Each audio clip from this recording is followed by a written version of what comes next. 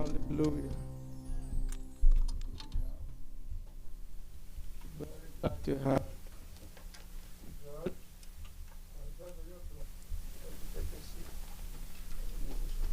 He spoke to us on Zoom during the COVID. Hallelujah. But waiting for the time that he could talk to us on one-on-one. His presentation, we're kind of struggling with. I know we got this program designed for churches. Sometimes to import some things is a struggle, but nevertheless, he's going to be back, but we're going to let him chat with you. The reason I wanted him to talk to us is because if the devil cannot convince you that there is no God, the next thing he attacks is your finances. And the reason he does that because the Bible said money answereth all things. So money, besides God, is something that affects every aspect of your life. So the Bible teaches us a lot about being good steward or good manager. One of the scriptures said that a waster, or one that keeps spending money, or that can't manage his money, is a brother to who? A lazy man.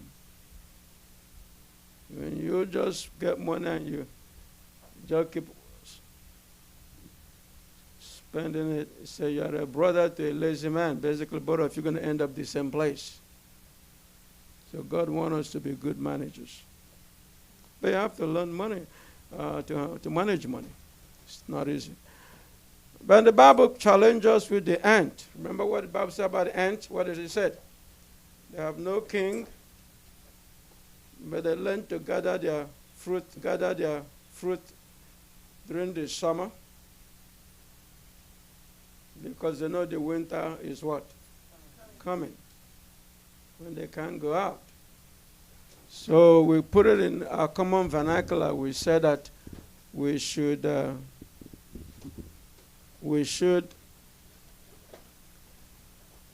save for the rainy day. All right? But in the New Testament, Jesus told a parable that you heard many times about giving 10 talents to someone, one of the servant, then 5 talents, 2 talents, please. 5 talents to one, then 2 talents to the other one, and 1 talent to the last person, right? What happened? The one that got 5 got 10, right? And the one that got 2 made 4, double his own to 4.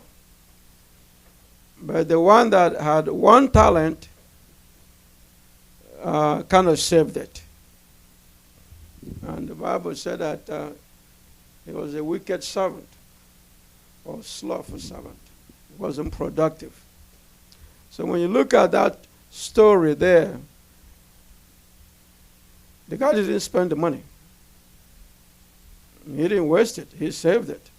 But the Bible did not encourage his behavior. You hear what I'm saying? The Bible says you should have put it at least in the bank and make interest out of it. Basically, you shouldn't just keep your money. So that you find the Bible wants us to invest. The one that has 5 invested, the one that has 2 invested, but the one that has 1 just saved it up. And at the end, he didn't get nothing. So the Bible let us know just saving your money is not enough. God wants us to invest it so you could double it. All right, so there are 3 things there. Number 1, You got to be a good manager of your money. If you don't know how to manage your money, you're going to end up a poor man. Amen.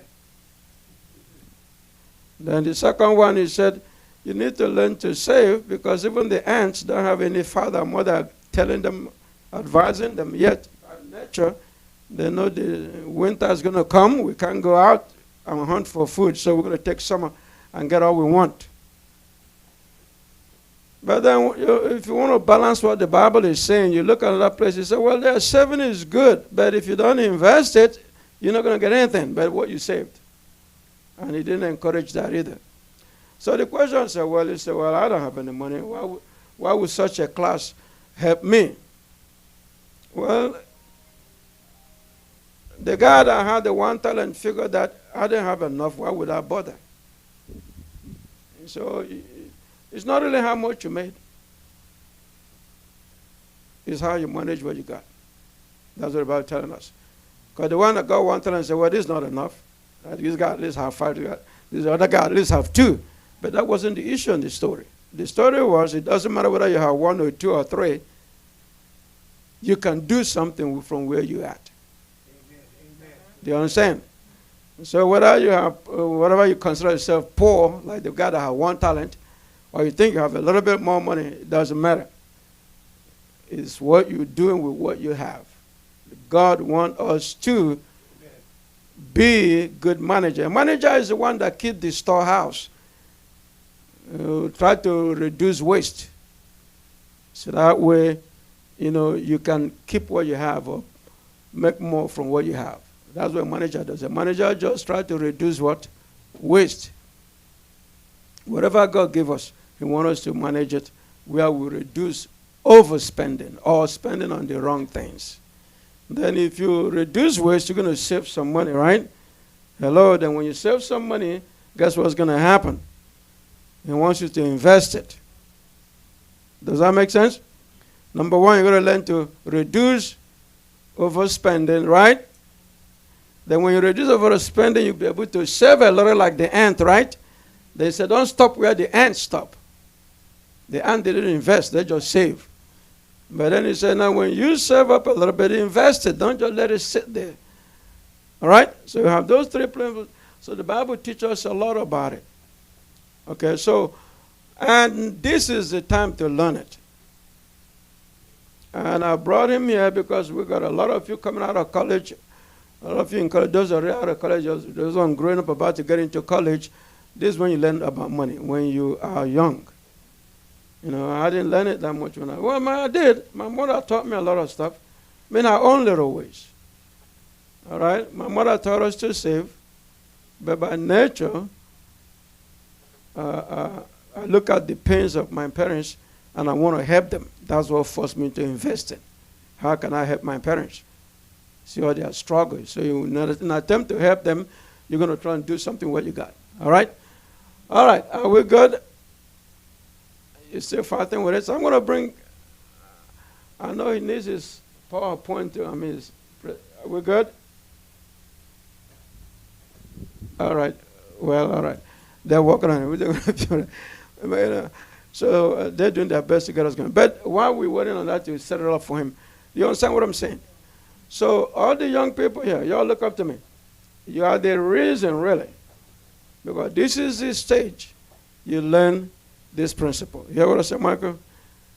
We're going to learn how to reduce. How do you learn how to reduce waste? You that's what I did. For several years, I write down where my money goes. You got to know where your money is going. Then the bank system have a way you can track it. Find out where your money goes. And ask yourself, do I need this? Do I need that? Maybe you don't. We're good? All right. So you write down where you got to know where your money goes first. Then you say, I don't need that, I don't need that, I don't need that. You know what I'm saying? Then that's how you reduce waste. If you don't know where you're wasting, and if you don't, what the Bible said, I'm closing with that. A spender, a waster, one that don't manage his money or that overspend, is a brother to who? A lazy person who has no job. This guy have no job, can't pay his rent. The other guy got money, he's spending it all out, he can't pay his rent. Both of them will be out in the street.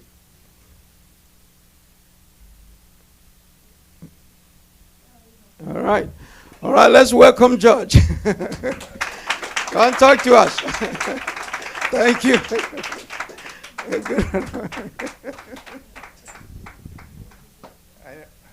know I was supposed to be here tonight because that was my favorite song. I love that song. Can't sing it worth a darn, but love that song. Can you all hear me, or do I need to use this? Use it? Okay. All right. So first of all, I need a volunteer or two. Here, we can do this. Take a piece of paper, a note card, and a pen if you don't have one, and just pass it around. And over here, I think it's safe to say that God wants us to be prepared all the time. And we fall short all the time. But he wants us to be prepared in all aspects of our life, spiritually, physically, financially. And it's a journey. Some of us are really good at being prepared spiritually. Others are really good at being prepared financially, and so on. But we gotta bring everything together and work on everything at once. We can't feel like, hey, we're strong in this area, so I can slide in this area. And financially, it's a thing that we don't want to think about. We kick it down the road. And we have all these excuses. But we just need to understand how important it is. The problem is that no one has really taken the time to understand, to motivate us about why money is important in our lives. Today we have a roof over our head. We're being fed. It's warm. But where is that coming from? I mean, ultimately, of course, it's the Lord. But where is it coming from? Is it, if you had to be there all on your own, could you do it? Those kinds of problems money can solve if you understand how money works. So tonight, I'm just going to talk about the basics of money with a little visual aids, and at the end we might get a little bit more complicated. But my goal is to motivate everyone here, no matter what your age is, to start thinking seriously about how money can prepare you for what's ahead, how it can prepare you for the shocks that are going to come. And you don't know where they're going to come from. You don't know who you're going to help or be called to help.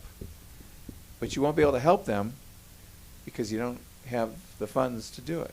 And that's going to break your heart. So that's my goal. Now, the piece of paper,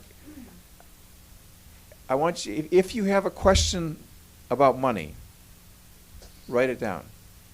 I mean, if you want to write more questions down, that's great. But just, if there was like, I don't care what it is. I don't care if it's about car mortgages, credit cards, a lease, payment that you make for your apartment, whatever it is. If you've got a question that you haven't gotten an answer to, write it down. And then as we go along, if something comes up, write that down too, because hopefully there'll be enough time to answer these questions. You can go to the next slide if you would. So one of the huge, huge secrets of how money works is a little thing called compound interest. And where's Wilson? There you are. Can I call you Pastor Wilson? Is that? That's right, that's right. All right. Pastor Wilson hit the nail on the head when he said, the three examples, the talents. And the one gentleman buried 1 talent in the ground. Well, there's two kinds of interest that we can either earn or pay. And believe me, you always want to be on the earning side, not on the paying side. There's something called simple interest, and there's something called compound interest. Compound interest is golden when you're earning it, and it's the devil when you're paying it. And simple interest is just this. I loan you $100, and I'm going to charge you 10% simple interest. So every year, you're going to pay me $10. You're going to keep the 100 to the next year, but then the next year comes, you're going to pay me another $10. Okay? Compound interest, now that's kind of a loan, but let's look at it as if you were earning. You're putting money away. So now you're putting $100 away for savings, and you're getting 10% interest on your money. So at the end of 1 year, you've got how much? 110? Yes. At the end of year 2, not only does your original 100 earn money, but that $10 that you earned the first year makes money. And now you're going to earn about $11 that second year. And each year you save that one-time $100 bill, the amount of money you earn continues to increase and increase and increase. Imagine this is a graph. So, here's dollars and here's time. And here's your $100. Your saving starts out really, really slow, super slow. It's like, man, if money's going to grow this slow, I'm going to be dead and buried before I ever get anything. But what happens is it starts out really slow. You got to use your imagination with my finger here. And it slowly climbs and slowly climbs. And then towards the end, it skyrockets up like this. I'm going to come back to that when I talk about something called the Rule of 72. But down here, it might take, in the beginning of your savings, it might take 10 years for that money to double. But in that last little bit, it might take only 2 years. And now you're not talking about $100 going to $200. You're talking about $100,000 going to $200,000. But you had to start here before you could get to there. So compound interest is magic. Oh, look at that, the rule of 72. So it's real simple. This is an Einstein thing. He loved it. He said if you use the number 72 and you divide it by the interest you're earning on your money, that equals the number of years it takes for your money to double. So if you had $1,000 and you were earning 7.2% on your money, just for easy math, 7.2 goes into 72 10 times. So that what did I say, $1,000? Yeah. That $1,000 would turn into $2,000 in 10 years. Fast forward another 10 years, the 2,000 doesn't turn into 3,000, it turns into 4,000. And then 4,000 turns into 8, and 8 into 16, and 16 into 32. And towards the end, it really starts to get big. That's just one contribution of $1,000. What if you put $1,000 every year? Now that curve starts to really go off the charts. So the message here, compound interest. This is with a bank, right? Well, no, this is your savings account. Right. I'm after stuff, so I have. Well, we're going to talk about that because that's the one talent. All right, next slide. So here's an example. I don't know if you all can see it, but this is someone saving $178 a month from age 25 to 67. It's not only the compound interest that you want to be aware of, it's the interest that you're earning on your money. So at 1%, after what, 40 years or something, you've only earned $11,000. All right? But if you get 3%, let's see. It's hard to follow that chart. 3% gets you 179,000, right? 6% gets you 400,000, and 9% gets you $1 million. So if you were to add up the $178 monthly payment for that 40-something years, it would be about $90,000. So where could you put away $90,000 over your lifetime and turn it into $1 million? Well, I'm not talking about investments tonight, but that's the goal. That's a good example of compound interest. Now, yes, you can get 9% out there on average, That's not a dream thing. It's there. But every 2% increase in the amount of interest that you're earning on your money over time doubles the amount of money that you'll have at the end. So even if you had a savings account at a bank A had 1.5% and Bank B had 2.5% or even 2%. You might be thinking to yourself, for 0.5%, it's really not going to make that much difference. I'll just keep the money where it is. No. Get the 2%. All things being equal, risk is the same, all things, move it. If you can go from 2% to 3%, move it. Challenge your people who you're talking to. How can I get more money with the same amount of risk? How can I get a better return, interest rate return, with the same amount of risk? So, next slide. And keep me on track, Pastor Wilson. I don't want to run out of time. So, there are three things that money needs to make more money. It needs you to save regularly. It needs you to be very patient, especially in the beginning, because it seems to accumulate very, very slowly. And it needs you to start right away, no matter what your age is. You think, well, I'm 45. I'm not 45, but this person out there is thinking in his head, I'm 45. I missed the boat. Or I'm 65 and I missed the boat. Well, the best time to start is right now. Right now. I don't care what age you are. And I'm talking to this little guy here with his eyes closed and sleeping away. What a cutie. Go to the next slide, because there's something coming up here. All right, we're going to come back to him in a little bit.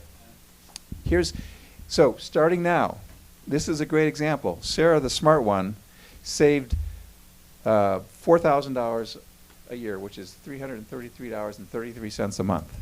She did that from the beginning of age 22 to the end of age 29. 8 years of savings, right? And she got, I don't know, some interest rate, modest interest rate. But when she got to age 67, she only saved for 8 years, $4,000 a year times 8 years is $36,000. That's what she put away ultimately. But it earned her $1.4 million. Okay, George was not so smart. He said, I want to buy that car. I want to pay off my college debt. I want to do these other things. So I'm going to wait before I start to save. So he started saving when Sarah stopped saving. So he started at 30, and he saved for the rest of his life until retirement at the same age as Sarah, which was 67. So he put away $152,000 of his own money, and he had $1.3 million in the end, right? So he saved, and I said 36, I don't know my math, 32,000 is what Sarah saved. And she turned the 32 into 1.4. He saved, 5 times as much as Sarah of his own money, and he had less in the end. That's why you need to start now. Now, if you back up that gravy train of savings to his age, and it was $50 a month, that would probably be $3 million. You think of, well, in my day, we used to have paper routes on bicycles. But, there's all sorts of ways for young people to make money if they wanted to. And if they just got motivated, they could be a millionaire by putting away $50 a month. So, next slide. So what's your number, right? That's the question. Well, so there's an interest rate here someplace, 9%. If you were earning 9% on your money, on average, and you were 20 years old, in order for you to have $1 million at age 67, you'd have to put away only $113 a month. Who's 21 in here or close to it? Oh, someone's pointing. Ah. Do you think you could do that? Are you doing it already? Maybe you are. Maybe you aren't. $113 a month. And you could be the millionaire next door. But if your buddy next to you, 25, if he starts at 25, he has to put away, $65 more a month. And you can see where the chart's going. At age 60, it's nearly impossible unless and if you can put away $8,500 a month at age 60, you don't need a retirement fund because you've already got it.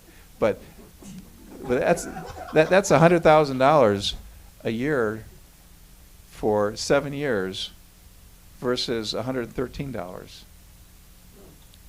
So that's why you want to, and that's why if you back it up to someone who's age 10, it might be $50 a month. If you start with a newborn, so there's some families in here, or folks maybe wanting to start a family. What if you just put $25 a month into an account for your newborn, and then taught that newborn as they got older, showed them what you were doing for them, taught them a little bit about how money works, and helped them motivate and get excited about money, and then help them watch it grow over time. My goal is to start this for my grandchildren. I would have started it for my daughters, but I didn't know enough at the time because no one sat me down to have this conversation. And I thought I was pretty smart too, so I didn't need it. But I've got my first daughter getting married here in May, and they're anxious to have children. And so I think that we're going to be starting an account, this time next year maybe. We'll see. But just fix this in your brain. What's your number? Start. And if you can't, so say you're 35 and you can't do $451 a month. Do whatever you can. It doesn't matter. It's not hopeless. Yeah. Is it easy to negotiate an interest rate at a bank? You can't negotiate anything at a bank. They tell you. Yeah. However, there are investments, and I won't get into investments, but just to answer your question, there are there's Robinhood and you've heard of Ameritrade. These are all accounts that you as individuals can set up, and within that family you can purchase, you can buy into something called an indexed fund. And so you can actually buy something for $25 or $50. And that fund mimics the growth of the S&P 500. And if you don't understand that, that's okay. But it's kind of, the S&P is all the stocks that are publicly traded. I'm generalizing here. And you can get a little slice of that every month, right? Now the stock market's going to go up and down, up and down, up and down, and at your age, you don't even look at that because we know that the stock market is going to go up, up, up over time. So it doesn't matter if it goes, in fact, when it goes down and you put $50 in, you actually get a discount on what you're buying because you're buying it low and it's going to go high. So that's how you do that. You wouldn't actually go to a bank and talk about, getting a savings account because right now they're paying 1%, 1 point. Yeah. Yeah. But not to get in the weeds, we'll get to this a little bit later, but you got to have some now money that is secure, and then once you have that, so you're not out on the street, then you start to put away the $50 and let it grow. So, okay, next slide.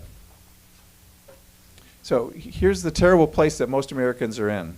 They're not saving enough for retirement. And it doesn't matter if you are a millennial. Well, millennials right now in the lower corner right here. 23,000 is what they've got saved. You'd expect that to be low because they're the youngest, right? But it's only 23,000. Gen Xers, 66,000. Baby boomers, that's me, $152,000 on average. You can't retire on $152,000. It's like flying a plane with one wing. So The nicely colored wing is a 401k if you're fortunate to have it and you didn't dip into it, you didn't borrow from it for medical purposes or because you got cash flow problems and you paid the 10% penalty, and Social Security. But you need the other side of the wing, which is personal savings, which is exactly what you were asking about. You got to have all three. What happens if you don't have all three? Next slide. You get to retirement, and this is what it looks like. Yeah. Insufficient funds to live the life that you were leading while you were working. People forget where the money's going to come from when you think Social Security is going to, no, Social Security, that's just a supplemental income. And so you got 401k and Social Security, that's going to get you part of the way, but now you got a gap. So what are your choices? You're 67 years old, you're living on 40% of what you had just last month. What do? Yes, you keep working. But maybe you're not as sharp as you were before. So where do you work? Walmart. Got some nice greeters at Walmart.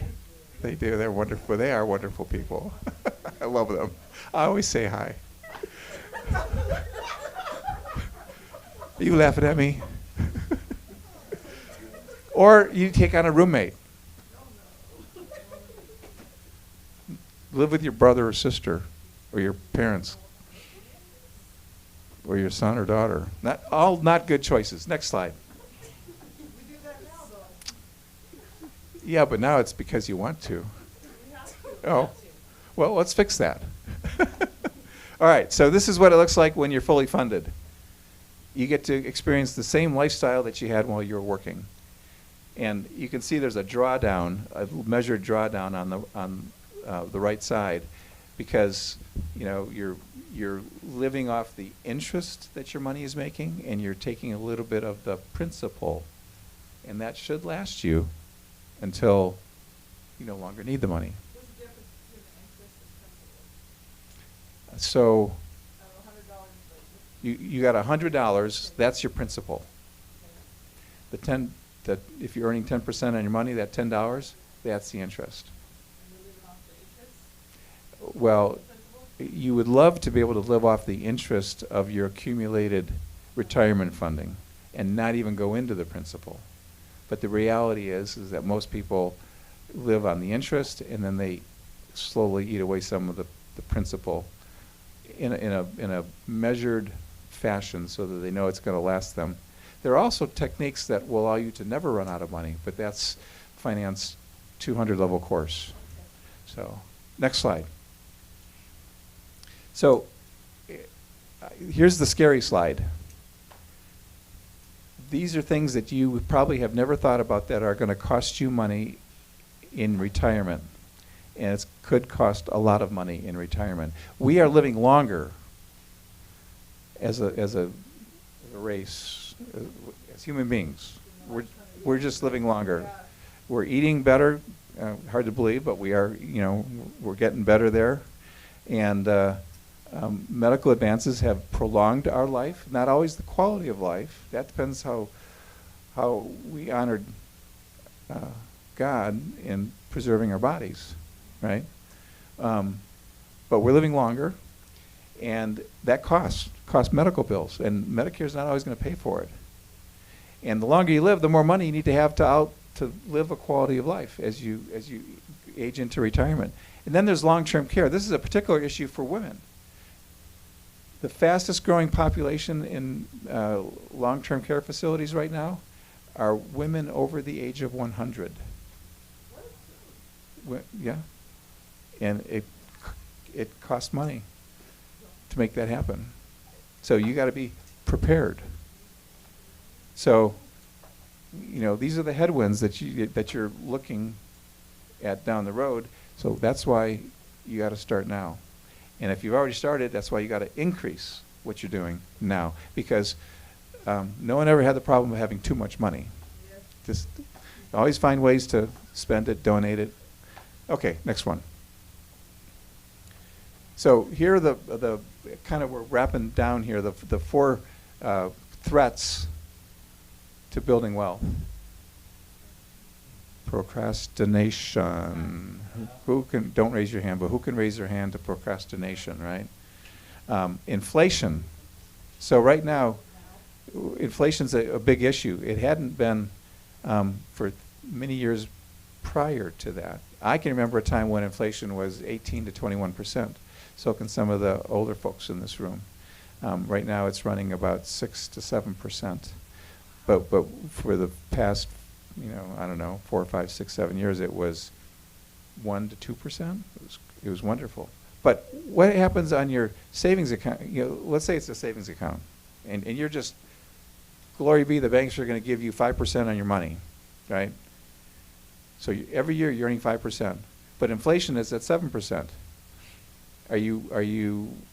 What's happening there? My money. Your real value of money, is it going down or going up or staying the same? It's going down, right? So you want to make sure that you are earning more than the rate of inflation on the money that you're saving, right? Taxes.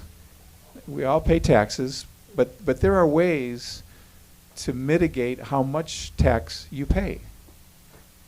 And what you want to do is to get to retirement and pay as little in tax as possible, legally. And then the best money you've ever earned is the money that you didn't lose. So you want to mitigate your losses.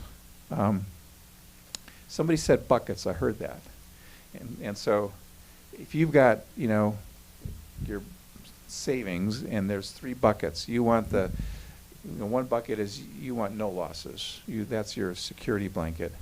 And this is all age dependent too, so that the way those buckets are filled will change depending on how old you are. But that middle bucket is like, moderate risk for moderate gain. And then the last bucket is high risk for high gain. You don't want to put all your shekels in one high gain, high risk basket because you might lose it all. But you might put a portion, whatever you're comfortable with, depending on your risk level. But you certainly want to protect against the downside. And protecting against the downside is not only protecting your money that you saved, it's protecting the other things that are important to you. It's protecting your life. And why do you want to protect your life?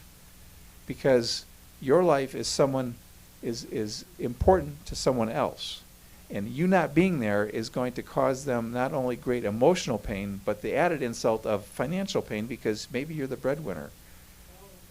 And you're not being there is going to create a big effect. Or maybe you're on the other side of that. Maybe, the person that you love is not there, and that's going to hurt you financially. And you're a partner. It's a partnership, right? So you want to check in with how to mitigate those losses. Next slide. Taxation, just a little bit on taxation. Legally, you can have some input in how you're taxed depending on where your money is. You can be taxed now, you can be taxed later, or you can be taxed never. And of course, what's your choice? Taxed never, right? Everyone never wants to be taxed. But I can tell you that at some point you're going to pay taxes once on the money that you earn, but you don't have to pay it again and again on that same money. And to be smart about how you pay taxes and when you pull your money out, those are all things that an advisor can help you with in making those decisions. So that's just something you need to keep aware of. This is just kind of an eye-opening session tonight to get you thinking. And maybe once you start thinking, then you get to do a little planning. So next slide. Next slide. Okay, so here are the 7 kind of milestones or pillars of a good financial plan. One is just financial education, which is what we're doing here tonight. Probably the first thing is to start to get out of debt. And if you're in debt, and at the same time, start an emergency fund. Don't wait to get out of debt before you start an emergency fund. If you got $100, put $50 towards your debt, put $50 towards an emergency fund. Because what happens is if you say, I'm going to wait till I get out of debt before I start savings, one, you're doing a George and not a Sarah, right? And number 2, you're never going to get out of debt because you like debt. Your mind says, I like that shiny new thing, and I just got my credit cards down to $100. I'll just, I'll just put another $100 on the card. So you got to get rid of, yes. What I do, I'm going to bring it back again. The next 2 minutes, maybe they have questions. Mm-hmm. So that way, this is a good place to start. I think we're done. So flip the next slide. Thank you. Is there another slide? Yeah, we can skip that. That's next time. And then go ahead. Yep, and forget about the book. I mean, if you really want one, I can get you one. But so that's it. Now, questions. Do we have time for questions?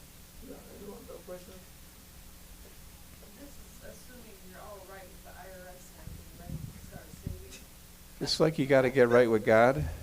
You got to get right with the IRS. I want to start saving, but I want them to take my savings and put it in the mattress. It's real, it's inflation, like, Don't be overwhelmed. Just, how do you eat an elephant, right? yeah, by the time. Yeah, that's right. So we'll figure it out. So would you just give me $100 and be good with that? If you didn't know me, I didn't have a need that would you just kind of say, here, George, give me $100. Or here, George, take $100. I'm sorry about that. Yeah. And you'd probably ultimately say no, even though you're a good person, because that's just not. Yeah, I mean, I'm responsible for me. You're not responsible for me. But let's just say you were to give me $100 on my promise to give you $100 back in a year. And I do it. A year later, I give you $100 back. But I had use of your money for a year, and you missed the opportunity to make money on your $100. The opportunity to make money on your $100 is called interest. And you want to capture as much interest for yourself as possible.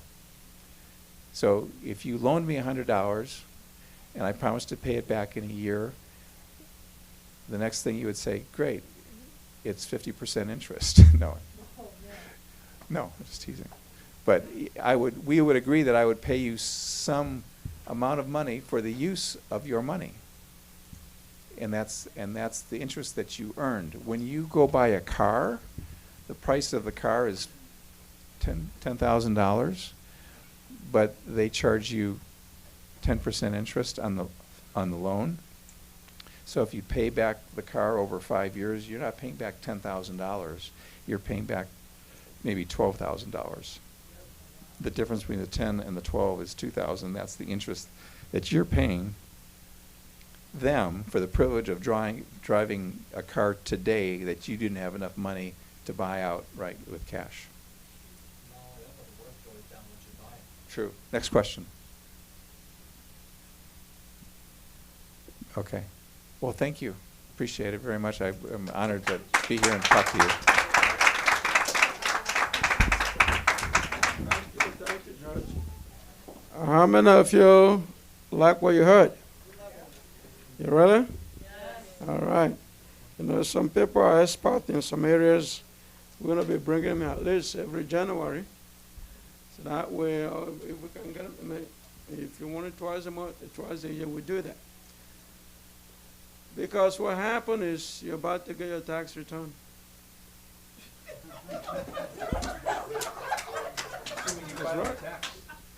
That's well, file your tax so you could get your tax return. Some of you don't file a tax for 10 years. That's money you could have got.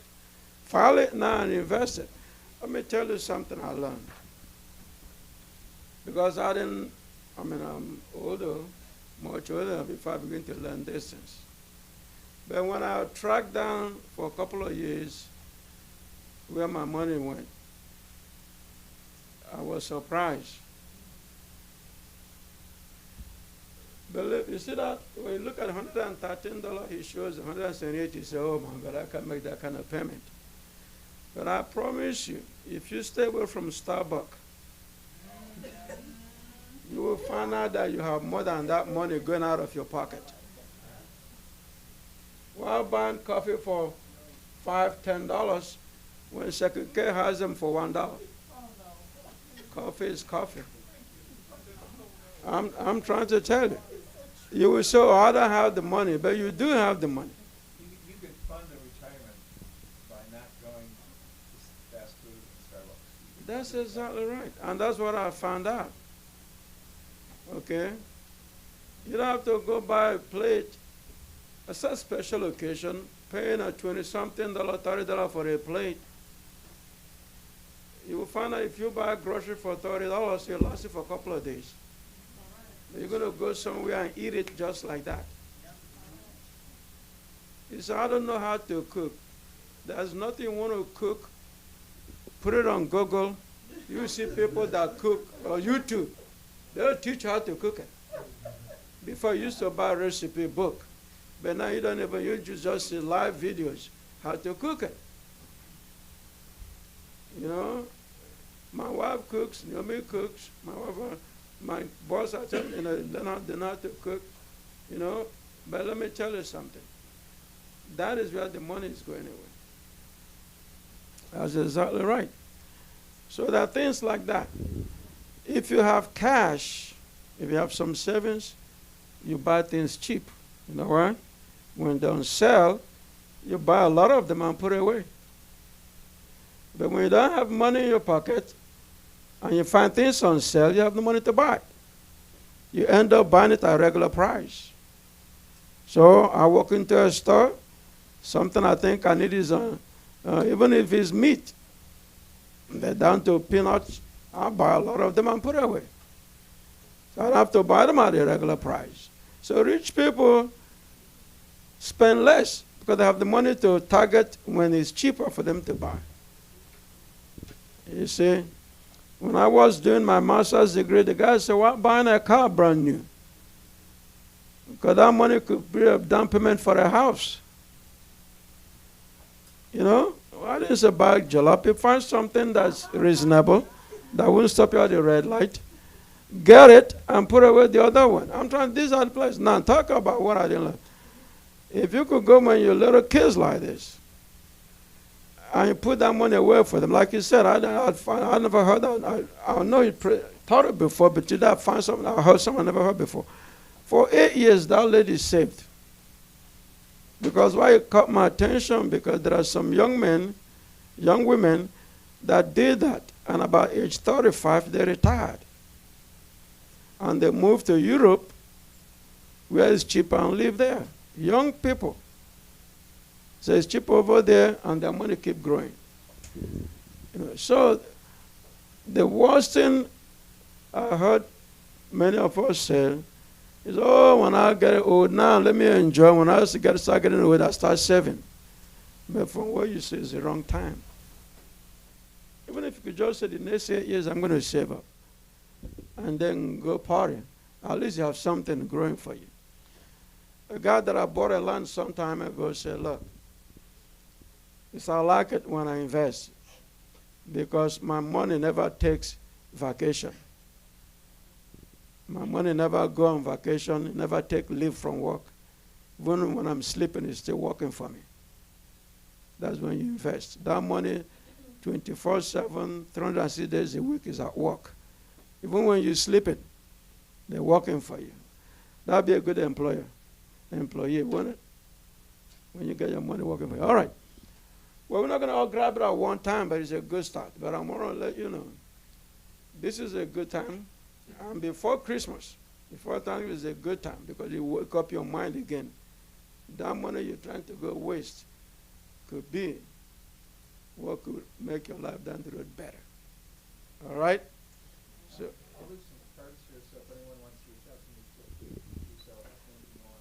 yes, please meet him if you get his card. It's not my area, but he knows about it. But I just want to challenge all of us to begin That's what I told the scriptures. God wants us to think that way. All right? Because a borrower is a servant to who? A lazy person. No, a borrower is a servant to who? A lender. Whoever you borrow money from has power over you. Oh, yes, that's true. So if you want to be independent and be your own man or your own woman and do things right, learn to be